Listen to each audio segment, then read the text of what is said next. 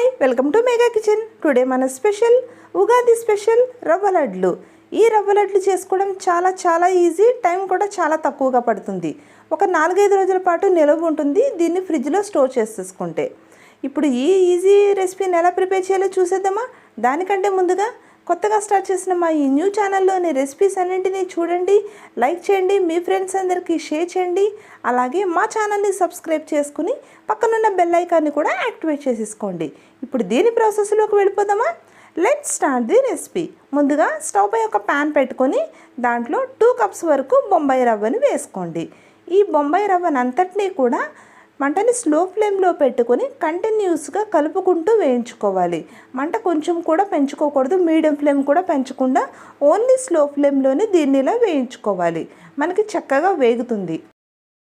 ఈ రవ్వంతా ఇలా స్లో ఫ్లేమ్లో వేయించుకుంటూ ఉంటే కాసేపటికి కొంచెం మంచి అరోమా వచ్చి మనకు లైట్గా కలర్ చేంజ్ అవుతుంది. ఎక్కువ కలర్ అయితే చేంజ్ అవ్వదు. మీకు కలర్ చేంజ్ అయినట్టు తెలిస్తే ఓకే, మీకు తెలియలేదు అంటే ఫైనల్ స్టెప్కి వచ్చేటప్పటికి మంచి అరోమా వస్తుందని చెప్పుకున్నాం కదా, అలా వచ్చింది అంటే మనకి రవ్వ దీనికి ప్రాపర్గా వేగిపోయినట్టే. మీకు అలా చూసుకుని చేసేసుకోవచ్చు మీకు తెలియకపోతే. ఈ రవ్వంతా ఇలా వేగిపోతుంది కదా, లాస్ట్ అండ్ ఫైనల్ స్టేజ్కి వచ్చేస్తుంది. మనకి ఫైనల్గా మంచి అరోమా కూడా వస్తుంది. కలర్ నేను చెప్పాను కదా లైట్గా మారుతుందని, చూసారా లైట్గా కలర్ కూడా చేంజ్ అయింది. ఇప్పుడు రవ్వ ప్రాపర్గా వేగిపోయింది. ఇలా వేగిపోయిన రవ్వనంతటినీ కూడా పూర్తిగా చల్లారనిచ్చేసుకోవాలి. పూర్తిగా చల్లారిపోయిన తర్వాత దీనంతటినీ కూడా మనం ఒక మిక్సింగ్ బౌల్లోకి ట్రాన్స్ఫర్ చేసేసుకుందాం.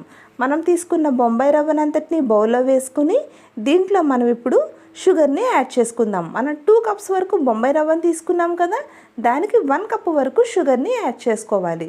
ఈ షుగర్ అంతా కూడా ఇందులో వేసేసుకున్న తర్వాత ఇప్పుడు ఇందులో మనం ఎండు కొబ్బరి తురుముని ఒక 1/2 కప్పు వరకు వేసుకోవాలి. మనం 2 కప్స్ బొంబాయి రవ్వ, 1 కప్పు షుగర్, అలాగే ఒక 1/2 కప్పు తురుము, ఎండు కొబ్బరి తురుము, ఇవన్నీ వేసుకుని ఒక సన్నగా కట్ చేసి పెట్టుకున్న బాదం పలుకులు అలాగే పిస్తా పలుకులను కూడా ఇందులో వేసేసుకోవాలి. ఈ ఇంగ్రీడియంట్స్ అన్నీ ఇందులో వేసుకున్న తర్వాత దీనంతటినీ ఒకసారి మొత్తం అన్నీ కలిసిపోయేలా మిక్స్ చేసేసుకోండి. ఇలా మొత్తం అంతా మిక్స్ చేసేసుకున్న తర్వాత ఇప్పుడు మనం పాలు పోసుకొని దీన్ని ఉండలుగా చుట్టుకోవాలి. దానికోసం ముందుగా ఇదంతా మిక్స్ అవ్వాలి కదా, సో ఇలా ముందు మిక్స్ చేసేసి పెట్టుకోవాలి. ఇప్పుడు ఇందులో బాగా లైట్గా గోరువెచ్చగా ఉన్న పాలని ఇలా కొద్దిగా పోసుకుంటూ మనకి ఎంతవరకు అవసరమైతే అంతని ఒకేసారి పోసేసుకోకుండా ఇలా కొద్దిగా పోసుకోండి. ఇలా కొంచెం పోసుకుంటూ మనకి ఉండలు చుట్టుకోవడానికి వీలుగా ఉండే విధంగా ఇలా చూసుకోండి. మీరు మన తడికి మనం పాలు పోసాం కదా, ఆ పాలు పోసిన తడికి మనకి చక్కగా రౌండ్గా ఉండ చుట్టాలి. అలా ఉండ వచ్చేస్తుంది అంటే మనకి అలా చూసుకొని వేసుకోవాలి.